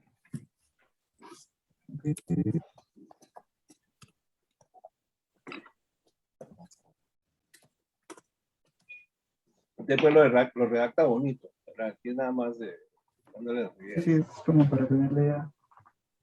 No, profe, pero igual si el ejercicio está relativamente bien, entonces también nos ayuda a nosotros a realizar el de nosotros, ¿verdad? Sí, exactamente. Esa es la idea, ¿verdad? La idea es que Sí. cada uno haga el ejercicio y que con los compañeros se retroalimenten, ¿verdad? Continuemos. Y no sé si Ari quiere leer ahí el último cuadrito. Ok, y bueno, en cuanto a la forma de, que se van a medir las variables dependientes, sería realizar pues un conteo del número de lo que sería pues las plantas, los macollos y las panículas. En cuanto a la variable de porcentaje, pues sería el cálculo de porcentaje de baneo. Y para lo que sería el peso, sería pues ya el uso de instrumento para medir el peso del grano, por ejemplo, como una balanza. Muy bien. Vea qué interesante aquí. Ustedes tienen varias variables dependientes de diferentes tipos, ¿verdad? Por lo tanto, van a tener que usar, esto es Lester, ¿verdad? Va a tener Sí, que señor. usar diferentes pruebas de estadísticas. Si usted usa, usted determina el peso del grano, que es una variable continua. Y entonces, de los diferentes niveles de tratamiento que definió, va a hacer el análisis de varianza, que es una variable continua. Por otra parte, tiene conteos que son variables discretas, ¿verdad? Numéricas pero discretas. Sí. Eso es más difícil hacerlo con un análisis de varianza. Podría ser una transformación para aproximarlo a normalidad, pero normalmente no funciona, ¿verdad? Ahí tendría que hacer un modelo lineal generalizado, se llama. Y el cálculo de porcentajes de baneo, igual. Ahí hace un modelo especial ¿cómo se llama? De los modelos lineales generalizados, que se llama la tabla de contingencia. Ustedes probablemente la conocieron en algún momento en genética o en estadística. ¿Verdad? Entonces ahí, vean cómo con este cuadrito ya ustedes tienen bastante buena idea de cómo hacer el experimento y cómo se va a analizar el experimento, ¿verdad? Ok. Bueno, eso es. Sí. Muy bien. El otro grupo. Profe, ya comparto pantalla. Ajá, adelante, Ariana. ¿Ya lo pueden ver? Correcto. Nosotros como que cada uno intentó hacer su objetivo, entonces yo voy a empezar y ahí si alguno quiere colaborar, pues bienvenido. Ok, el objetivo específico es evaluar el efecto de la aplicación del carbón activado al medio de cultivo sobre la propagación in vitro en la fase de germinación y el desarrollo de un híbrido de Phalaenopsis. Entonces, las variables necesarias, pues colocamos categórica ordinal como el estado fenológico de la semilla germinada y el desarrollo del híbrido, como son ya para medirlas mediante la fenología, por eso colocamos categórica ordinal y categórica numérica en el porcentaje de germinación. Entonces, la hipótesis nula sería, ¿verdad?, que el medio de cultivo no tuviera un efecto en la propagación in vitro. Y en la variable independiente, pues tendríamos el carbón activado sobre el medio de cultivo y esto se medirá mediante su presencia y ausencia. Y para manipularlo se utilizará el mismo porcentaje de pureza de carbón en todos los tratamientos, porque podría variar según la marca comercial. Y en la variable dependiente, pues se medirá con el porcentaje de germinación y mediante el estado fenológico, que sería el desarrollo del híbrido y la germinación de la semilla. Muy bien, excelente. Igual que el otro, ¿verdad? Entonces ya usted va cogiendo formas del experimento. Y incluso el análisis, usted va a ver que hace el porcentaje de germinación, que es una variable dicotómica, ¿verdad? Germinó o no germinó. Y el estado fenológico, que va a ser una distribución de frecuencias. Entonces, estado fenológico sería un modelo lineal generalizado. Y el porcentaje de germinación sería también un modelo lineal generalizado como una regresión logística, podría ser. Que es una regresión que relaciona la probabilidad de germinación con no, eso es una tabla de contingencia sencilla, de 2x2, porque ustedes tienen un cultivo, ¿cómo se llama? Con carbón y sin carbón, y germinó y no germinó. Es un análisis bastante sencillito, no hay que romperse mucho la cabeza. Ok. ¿Quién quiere continuar? Frank, no sé si la hace usted. también. Sí, voy a comparto. No sé si ya ven. Ahí está. Sí. Ujú.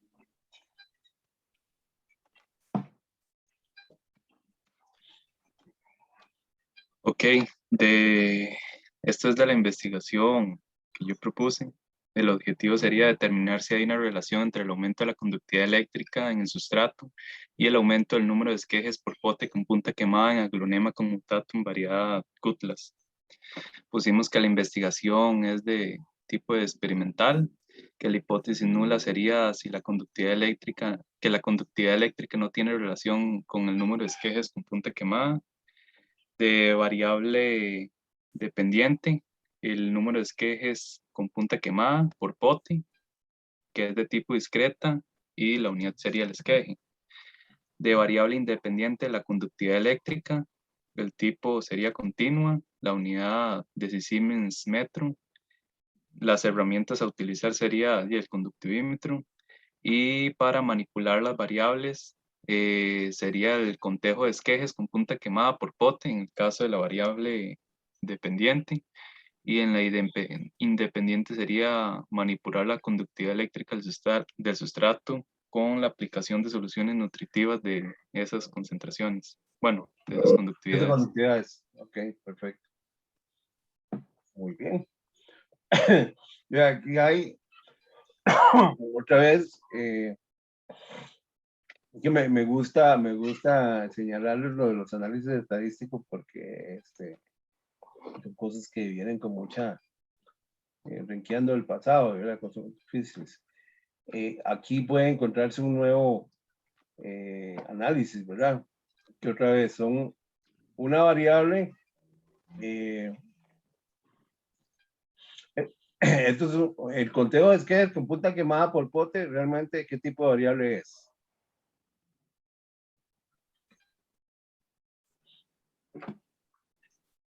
Es una variable dicotómica. Ustedes van a contar esquejes quemados y no quemados, ¿verdad? Y después van a sacar el total y pueden sacar porcentajes como promedio de ese asunto. Entonces es una variable categórica. Y la variable independiente es una variable que la pueden hacer categórica si los consideran como clases, ¿verdad? Mostrarme otra vez al final para ver las concentraciones o las conductancias. ¿Verdad? 1, 2, 3, 4, 5, 6, 7, 8.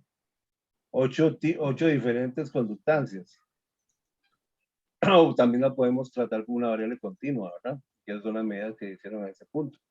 Entonces, aquí los análisis que se harían, podríamos hacer una tabla de contingencia, ¿verdad? Están las diferentes conductancias contra quemado o no quemado, o una regresión logística, lo que les contaba, que es lo mismo que se hace cuando se hacen pruebas de mortalidad con insecticidas. Donde vamos a tratar de relacionar una variable continua, que sería la conductancia, contra una probabilidad, que sería la probabilidad de que aparezca quemado o no quemada. Se llama una regresión logística. ¿Cómo dijo que se llama, profe? Regresión logística.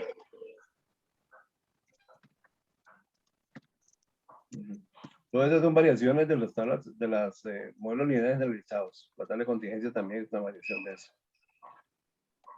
La regresión logística también encuentran variaciones como la regresión Probit o la regresión Logit, pero es el mismo, ¿verdad? Es una regresión de una variable continua contra una variable dicotómica, que en este caso se expresa como probabilidades de aparición. ¿Ok?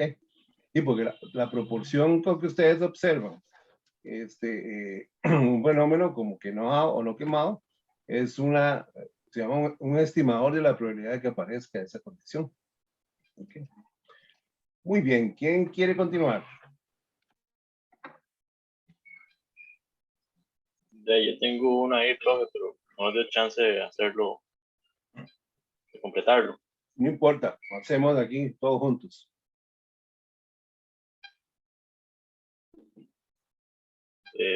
Bueno, no sé si lo ven. Este es el objetivo específico mío, Ujú. que es contrastar dos diferentes productos microbiológicos mediante la aplicación por individual y en combinación para determinar los efectos en alimentos comerciales. La planta todavía no está escogida, pero bueno, vamos a suponer que es Cali, que es con lo que he estado trabajando. Las variables, bueno, es un tipo experimental, ¿verdad? El objetivo. Las variables independientes sería el testigo, el uso de tricobiol, subtibiol y la interacción entre ellos. Ajá. Y la dependiente sería el rendimiento comercial, el peso fresco en hojas. Okay. También se va a medir, como también pensaba, medir altura y otras variables, como grosor de tallo. Tipo y función, bueno, estas me parece que son numéricas discretas porque se va a utilizar una misma concentración para todas. Ok. Y esa sería cuantitativa y continua porque va a depender del rendimiento que se tenga, ¿verdad? La manipulación en este caso pues sería la medición de las concentraciones y la aplicación, digamos, los productos traen una concentración, entonces asegurarse que la concentración sea una dosis inundativa. Posiblemente estos productos dicen que van de 2 a 3 galones por hectárea. Yo pensaba usar 3,5 más o menos. Bueno, aquí hay una corrección. Aquí la manipulación realmente es la selección del producto, ¿verdad? A un tratamiento le vas a aplicar tricobiol, a otro subtricobiol y al otro tricobiol y subtricobiol.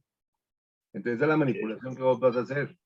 Las concentraciones, hay que ver qué concentraciones vas a usar. Si vas a usar la misma concentración para todas, es una concentración o las concentraciones recomendadas por el fabricante, por ejemplo. Porque entonces, si usted se pone a hacer diferentes concentraciones, es una segunda variable independiente, ¿verdad? Una variable no, aquí, independiente sería el tipo de sustancia y otra variante sería las concentraciones. ok, en ese caso, para no hacerlo tan grande, es usar la misma concentración, pero a una dosis inundativa, digamos. Okay. O una primera aplicación inundativa y las demás aplicaciones no tan inundativas, con menos cantidad. Ok. ¿Hay concentraciones recomendadas? Los productos dicen que de 2 a 3 galones por hectárea, bueno, en 200 litros, Okay. lo hablan en volumen, pero hablando con quien nos fabrica, dicen que no hay problema si uno aplica mucho más o no, por ser biológicos. Y la idea es demostrar que si hay un efecto, entonces nos iríamos con una concentración más alta o un poquito más de la alta. Okay. No mucho, pero un poquito. Ok, perfecto. Muy bien, usted lo decide y lo justifica, ¿verdad? Ajá. Y la manipulación de la otra, bueno, sería la medición del peso fresco de hojas, crecimiento de altura de la planta, grosor, y creo que nada más, porque si me pongo a medir, a la gente no le interesa materia seca, productos de hortalizas de hoja. Entonces solo sería pesos frescos. Ajá, entonces sí, usted pesa lo que le interesa, ¿verdad? Porque se ajusta a su objetivo, a su intención. Correcto. No es necesario hacer trabajo de más y no es criticable que no lo hagan tampoco. Sí, por eso estoy evaluando si todavía se mide altura y grosor, porque como eso no nos interesa mucho. Tal vez en la parte de saber cuándo el Cali ha cumplido con un ciclo, pero eso es otro tema, ya es tecnología. Ok. La manipulación, bueno, la hipótesis nula sería que el uso del microorganismo no va a afectar en los rendimientos comerciales. Muy bien. Y ya. Ok, perfecto. ¿Algún comentario tienen los compañeros? ¿No? Pasamos al siguiente. ¿Quién quiere continuar? ¿Quiénes faltan?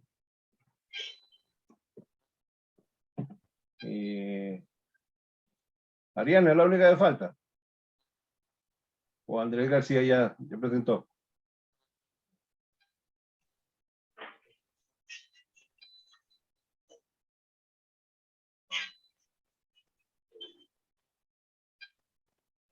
Hola. Pero el de Andrés lo estábamos haciendo, pero quedamos ahí a medio palo. Ok, no importa. Presente lo que tenga y lo terminamos aquí. Estaban otras, perdón. Ajá. Estoy trabajando, profe, sí, se me complicó un toque. Está Pero bien, bueno. está bien. ¿Cómo le- Pero, ¿cómo hago? Se los leo porque no pude, no tengo algo para compartir en la pantalla. Sí, léalo. Aquí entre todos le metemos el hombro. Entonces dice que el objetivo es evaluar el efecto de 3 diferentes tamaños de adobe en el rendimiento de las variedades de camote, Beauregard y Bayou en la zona de Punta Morales, Punta Arenas. Ok, muy bien. ¿Cuáles serían las variables necesarias? ¿Cuáles serían las independientes? ¿Cuáles serían las dependientes? Las independientes, la independiente de los 3 diferentes tamaños de adobe, Ok. El tamaño de adobe es. el tamaño de adobe, Ajá. Y los niveles son 3 tamaños. ok. Ujú. ¿Y cuáles serían las Y dependientes? el rendimiento y las dos variedades. No, las dos variedades puede verse también Sería como una variable independiente. correcto. Eso estábamos hablando ahora, de hecho, pero Ajá. como que no lo teníamos claro. Sí, porque usted puede escoger cuál variedad quiere hacer, si las quiere hacer las dos, si quiere hacer uno, si quiere hacer otra diferente, si quiere hacer más, usted tiene el control sobre eso. Entonces es una variable independiente. Ok, Se puede- di, la idea es hacer las dos. Ok. Porque hay un La dependiente, entonces, ¿cuál sería, profe? Ah, La perdón. dependiente, ¿cuál sería? ¿Cómo responde el cultivo en una evaluación fenológica? ¿Cómo responde el cultivo en campo? Exactamente. Debe ser el rendimiento o la fenología, ¿verdad? Si el cultivo va a crecer más rápido o más lento, o si pues, va a producir más o menos. Ustedes tienen, van a comparar, se va a comparar entre los diferentes almácigos, perdón, entre diferentes adobes, y va a comparar entre las dos variedades, a ver cuál variedad es mejor que la otra, porque le interesa eso, ¿verdad? Si no le interesa eso, puede hacer experimentos independientes. Un experimento con una variedad y otro experimento con otra variedad. Pero si le interesa comparar entre las dos variedades, hace un solo experimento para que haya interacciones entre ellas. Ahí se enredaría tal vez un poco la estadística por ser multifactorial. Un poquito, pero no hay que tenerle miedo. No sería gran cosa, porque entonces usted va a tener una fuente de variación extra, ¿verdad? Va a tener la fuente de variación del error, que es la variación intrínseca de las plantas, va a tener una fuente de error o la variación debida a el tamaño de los adobes y otra variación debida al tamaño, a la variedad. Ok. Y eso se puede hacer tanto con análisis de varianza si son las medidas continuas o con modelos de unidades generalizados si no son continuos. ¿Cómo mide entonces? ¿Cuáles son las barreras dependientes? Hemos dicho que va a ser. El rendimiento se mide por metro lineal. Ok. Por peso, cosechado en metro lineal. Exactamente. Ok. Es simple. Continua. Es fácil. Probablemente un análisis de varianza sería. Ok. Un análisis factorial, donde usted tendría las dos variables, se llaman los dos factores de tamaño de adobe y de variedad. Y listo. Chonetazo Lora ya se gradúa. Defiende la tesis y listo. Ok. Esperemos que así sea, sí. Sí, ok. Ariana, ¿está lista, Ariana? No, profe, es que en el grupo nosotros habíamos trabajado solo con el de Lester. Ah, bueno. ¿No quiere presentar una idea para que la analicemos un poquito aquí? No lo voy a presionar. Ok. Bueno, esta era la clase de hoy, ¿verdad? Espero que les haya sido útil. Tenemos un par de cositas para la semana entrante. Les estoy dejando mediación virtual. Vamos a compartir esto.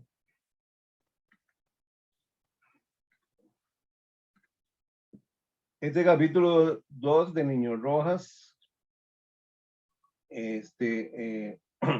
Yo creo que lo había mandado antes a leer, pero no lo hemos trabajado. Entonces, repásenlo si lo leyeron y si no, bueno, léanlo. Es sobre lo que estamos haciendo ahora, que es